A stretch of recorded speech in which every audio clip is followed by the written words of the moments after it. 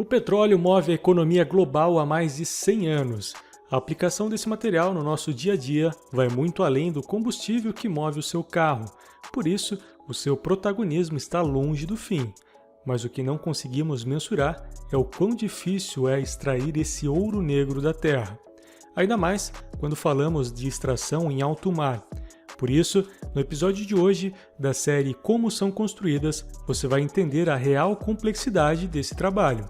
Então, já deixa o like aí no vídeo e se inscreve se ainda não for inscrito.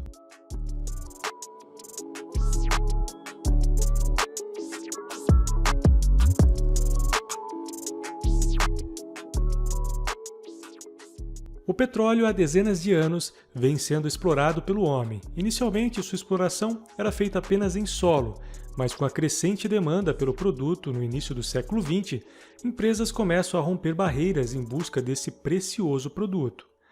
As primeiras plataformas sobre a água foram construídas sobre o Grande Lago, em Ohio, ainda no final do século XIX, vencendo uma barreira de água de 3 metros de profundidade, que pode parecer pouco nos dias de hoje, onde plataformas chegam a vencer até 3.000 metros de profundidade, mas isso foi um importante passo para a exploração do petróleo. A grande dificuldade de se construir plataformas de petróleo sob a água do mar é justamente a instabilidade gerada pelas ondas, como no caso da primeira plataforma construída em alto mar, a Grand Oil, construída em 1948.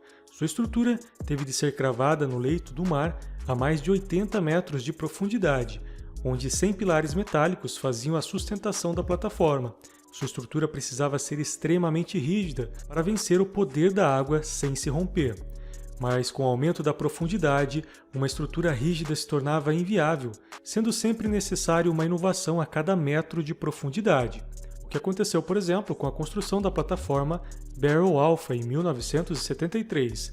Trabalhando a uma profundidade de 120 metros, a mais profunda até então, abandonou completamente a frágil e flexível estrutura em aço e decidiu executar sua estrutura completamente em concreto, executando uma base gigante e oca em um dique seco, que depois foi inundado, permitindo a sua flutuação e transporte até águas mais profundas.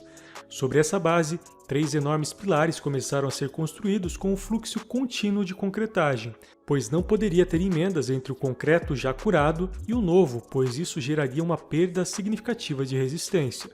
Conforme os pilares eram construídos, a base ia se afundando. Quando os pilares foram completamente concluídos, a plataforma foi içada e instalada sobre esses pilares. As câmaras internas das bases foram completamente preenchidas de ar, fazendo com que toda a estrutura se elevasse no mar, que então foi rebocada até o seu lugar definitivo, onde foi afundada até se apoiar no leito do fundo do mar. Essa obra foi uma das mais complexas já executadas para esse tipo de estrutura e até hoje foi a maior e mais pesada estrutura rebocada em alto mar pelo homem. Tudo isso para vencer 120 metros de profundidade. Por isso, as plataformas modernas precisariam mudar drasticamente para possibilitar ir cada vez mais fundo. E essa tecnologia só foi possível graças à ambição de uma das maiores empresas de energia do mundo, a Shell. Em 1993, teve o direito concedido para explorar os trechos mais profundos do Golfo do México. Ciente de que as tecnologias existentes não seriam possíveis para fazer a extração do petróleo, desenvolve algo que revolucionou completamente a indústria. Porque ao invés de apoiar a plataforma em uma estrutura fixa no fundo do mar, não construir uma plataforma flutuante? Parecia óbvio, não é mesmo? Mas existia um motivo para que ninguém tivesse tentado isso antes. Com a plataforma flutuante, sérios problemas são gerados. Um deles, a tubulação que extrai o petróleo, que é relativamente sensível e não suportaria grandes oscilações verticais causadas pelas ondas de movimentação natural do mar. Outro era a própria fixação, que seria muito solicitada a cada solavanco, podendo se romper a qualquer momento. Por isso, tinham que desenvolver uma solução que evitasse essa movimentação.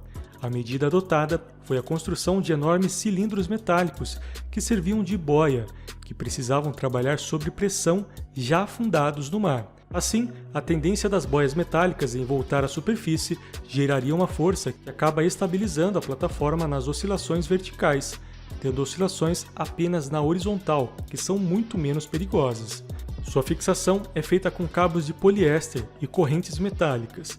A sua ancoragem no solo é executada com tubos de sucção, entrando até 30 metros no solo, sugando a água do seu interior, gerando um vácuo que faz o tubo penetrar no solo, fazendo com que seja capaz de suportar milhares de toneladas.